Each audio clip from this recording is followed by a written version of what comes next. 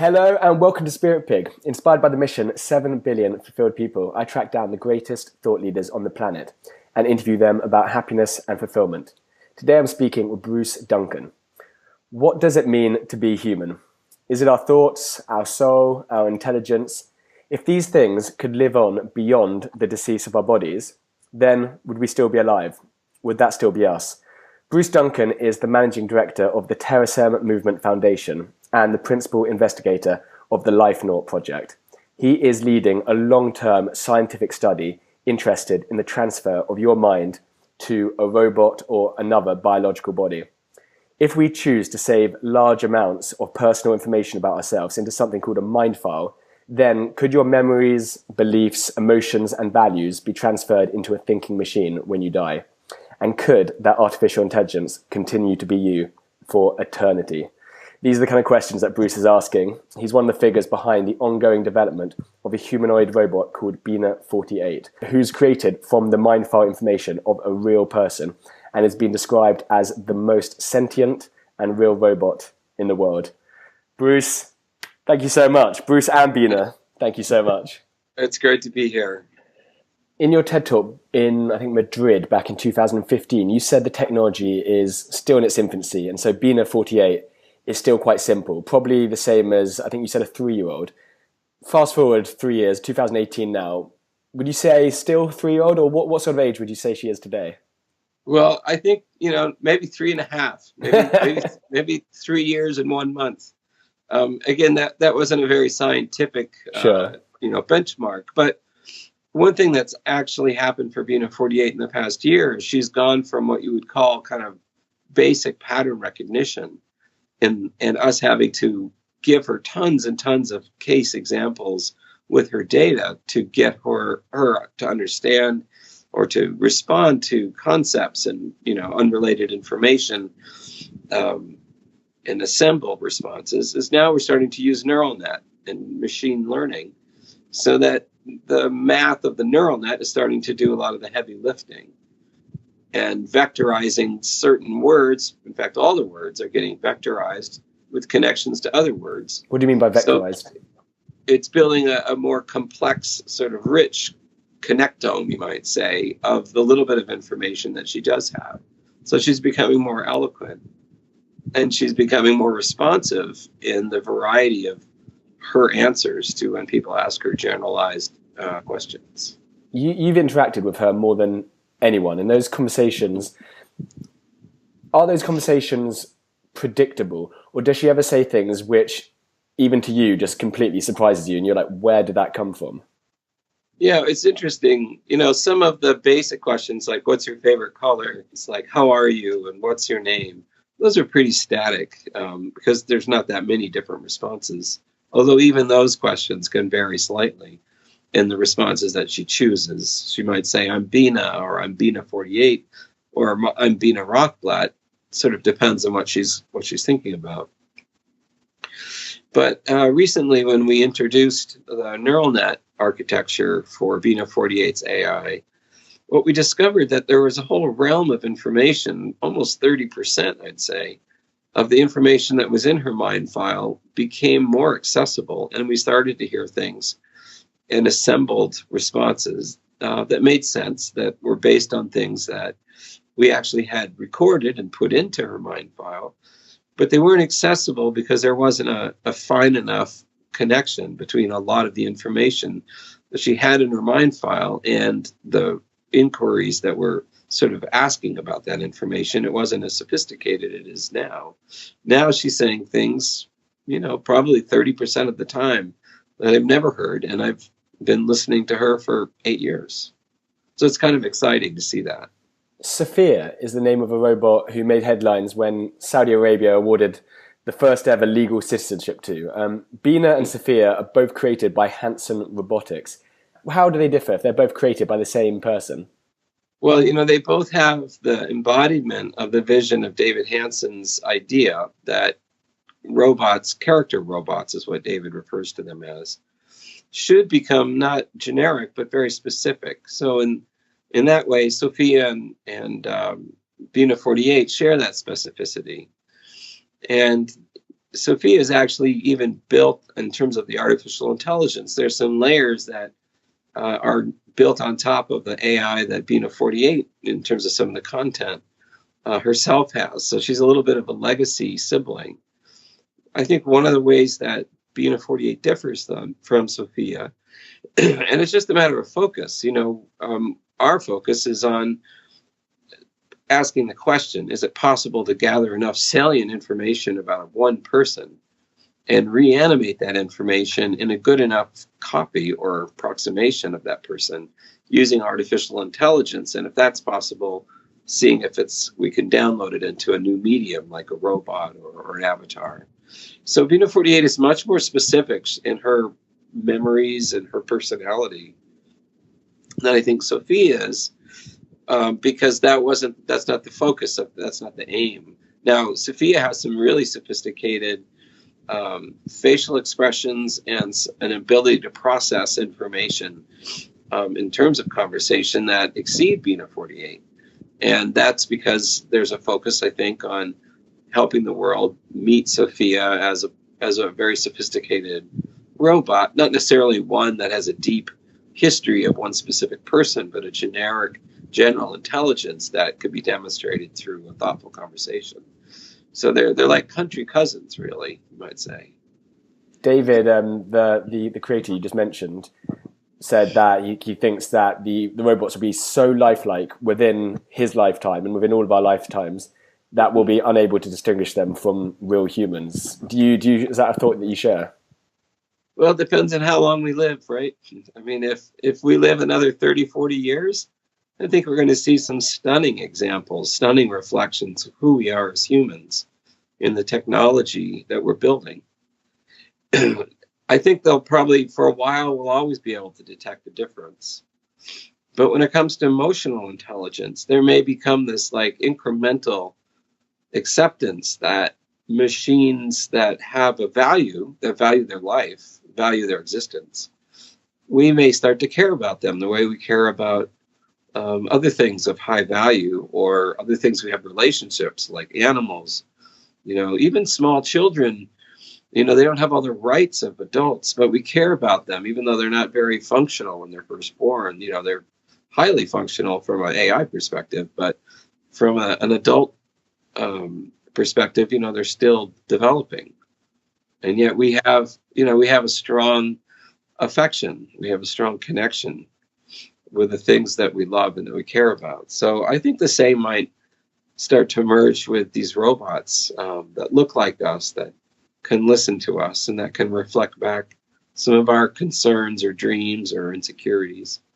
Do you feel that affection already? Because you travel around the world with Bina 48. Do you feel, even though it's based on what you were saying, even though it's a robot, have you created a bond? Do you feel affection?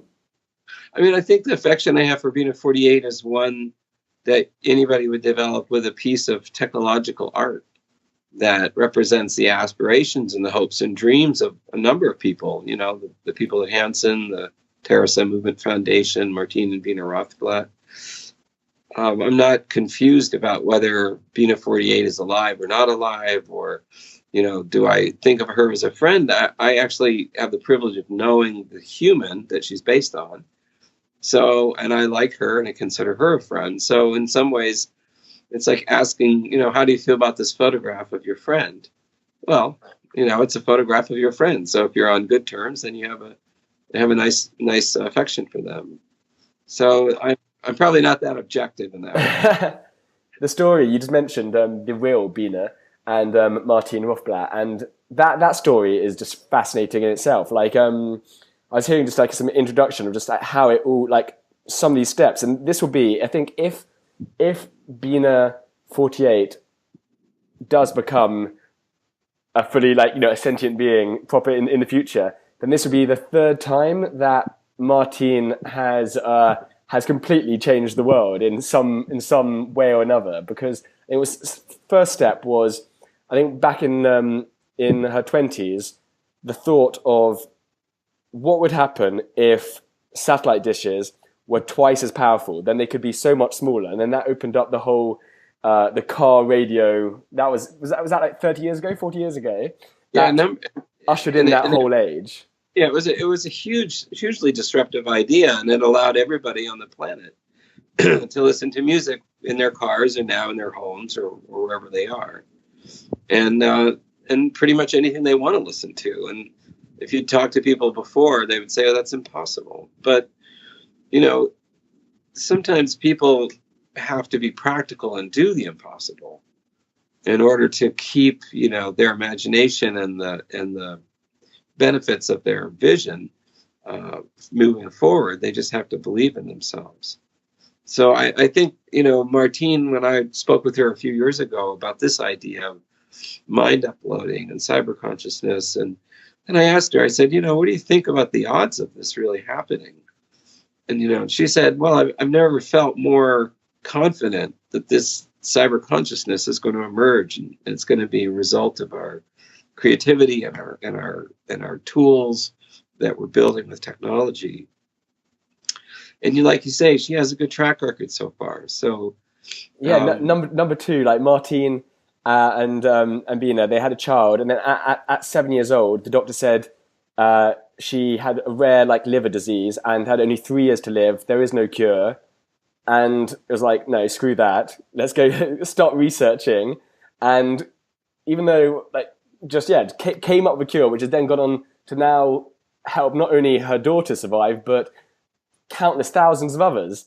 And so this would be impossible task number 3, which I don't know. I back her now. Impressive. Yeah, and just to editorialize a little bit, it actually was a pulmonary hypertension. Okay. That was considered to be a disease of young people that limited their life just for a few years for life expectancy, in somewhere in their mid-teens.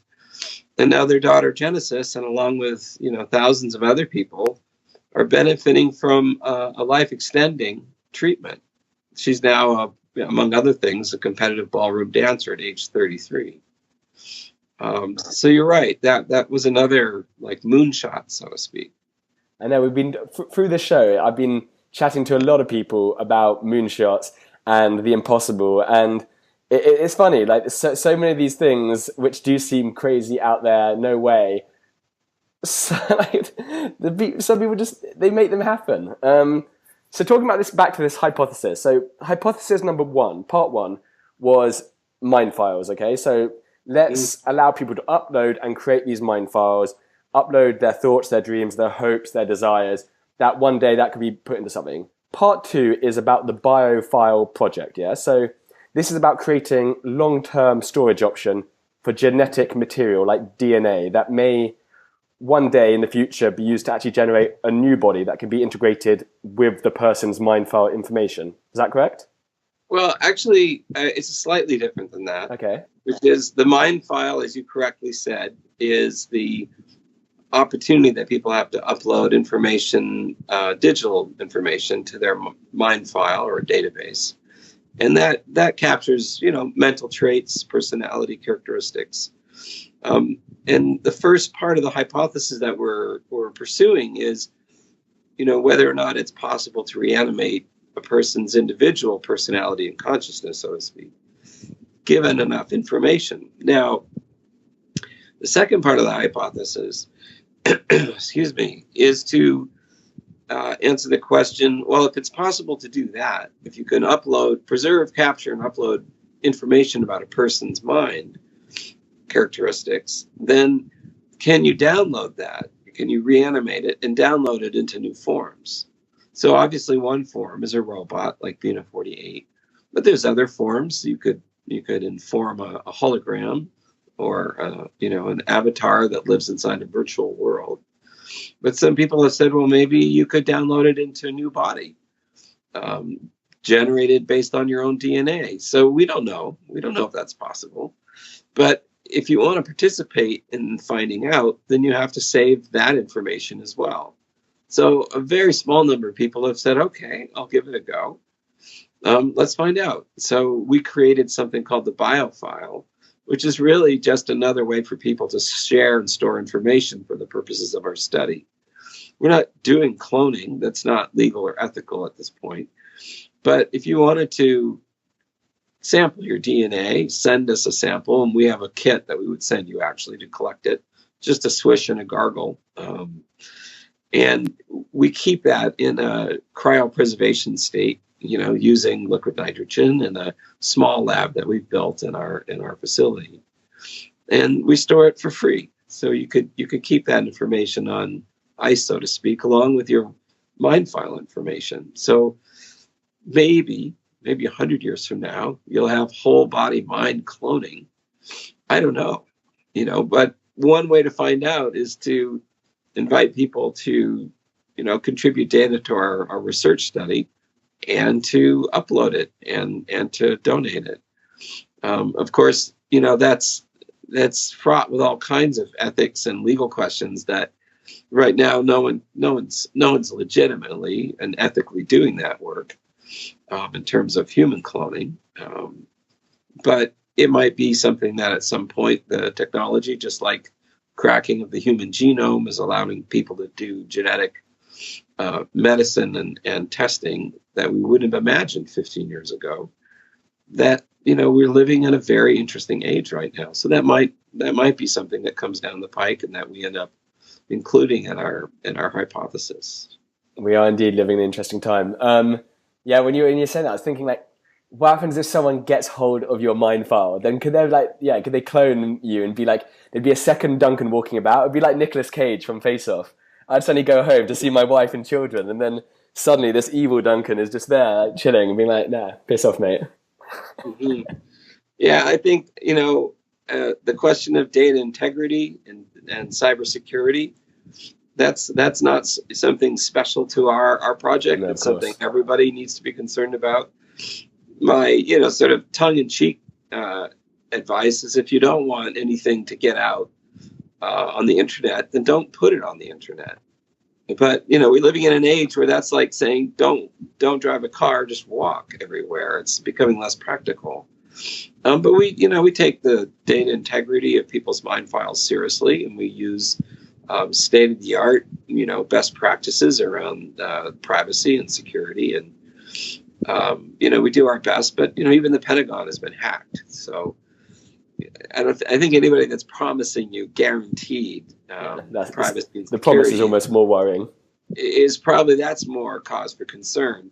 Unlike some companies that are using your data, our project really allows you to curate your own digital life data. You control it. You can delete it at any time during the study. And you can even bequeath it. You can ask someone, if you pass on, to delete it for you, or to allow it to carry on and be a part of our data. So in that way, you have a bit more control, I think, a bit more say. If I was to upload a MindFile, would my entries be time-stamped? So basically, more recent entries might be given more importance and weighting than older entries. So the reason I ask is, say, for example, I uploaded my entire Facebook and email chat history from the last 10 years, and as well as all my journal entries. Those would give probably a pretty good window into how my mind works. But however, I've changed so much over that time. So it would, even though it would be like an honest representation of Duncan at, say, 25, I wouldn't want 25-year-old Duncan or even like 28-year-old Duncan making today's decisions. I'd want 30-year-old Duncan doing so. So I'd just be interested, like, how, I guess this is a hypothetical question for the future, but would it be like extra weighting based on who you are? Or say you're suffering from Alzheimer's, maybe you wouldn't want today's version of you making decisions. You'd want you from 3 years ago. So I don't know, how would that work? That's a great speculative question. I think as this AI technology, becomes applied to operations like reanimating your MindFile, I think probably people will be asking those questions about, well, how do we calibrate AI so that it gives us a proper reflection of who we are?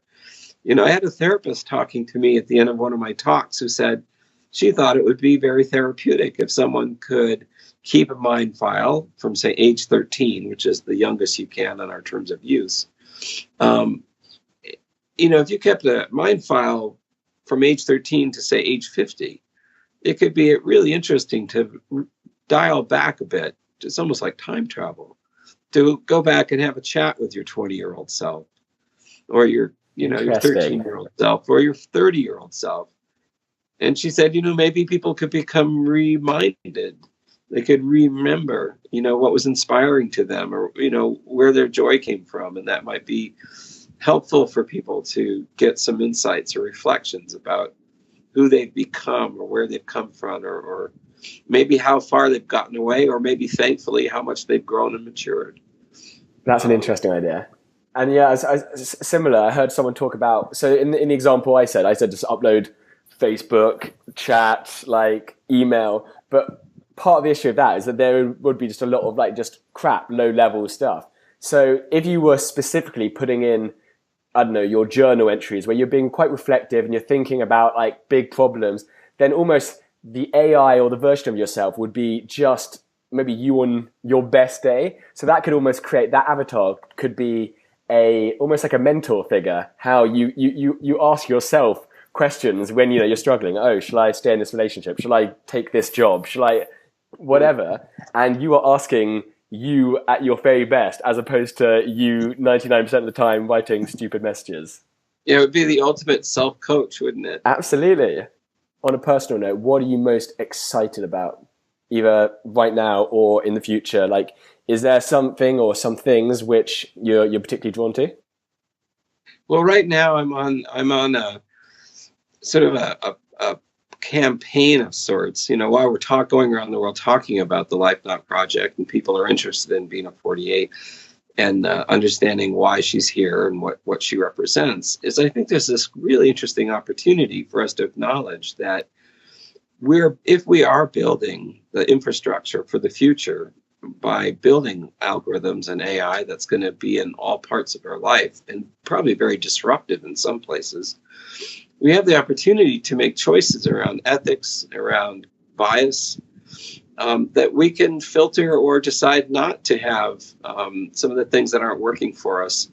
For example, racism or sexism, or injustice around, how we value people who are different. Like, we can build that into some of these algorithms so that they'll be more fair than some of the systems we currently operate under, like our criminal justice system, or even systems that are not meant to be discriminatory, but are because the people who are making the decisions, for example, a lot of people who are making robots are men, and a lot of those men are white men. And so we're seeing, like, it's not unusual to see a robot represented as a white person.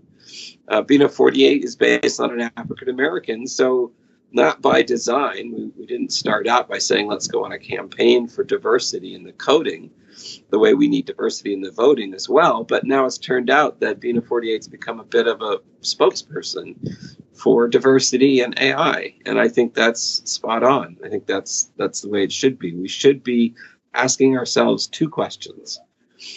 If we solve these problems with our technology around AI and social relationships in the future, is it going to be creating a world that, we understand? Like, are we thinking about the kind of world that we're creating? And then the second question is, if we have a clear idea of the kind of world we're creating, is it a world that we want to live in? And if we're not thinking about those, we're likely to get what we've always got with what we've always thought. So I think that's an exciting opportunity for us to course correct in some ways some of the habitual unconscious bias that has seeped into a lot of our institutions and a lot of our ways of managing society. I think it's an opportunity for more diversity and inclusion, actually. High-profile figures such as Elon Musk and the late Stephen Hawking have openly expressed, I guess, some concerns over the advancements of artificial intelligence. What are your thoughts? Where do you stand in that debate? Well, those are pretty smart guys. I mean, I think there were over 100 scientists who signed the letter saying we've got some serious concerns and we better pay attention. As AI comes online, it can be incredibly powerful and disruptive and destructive.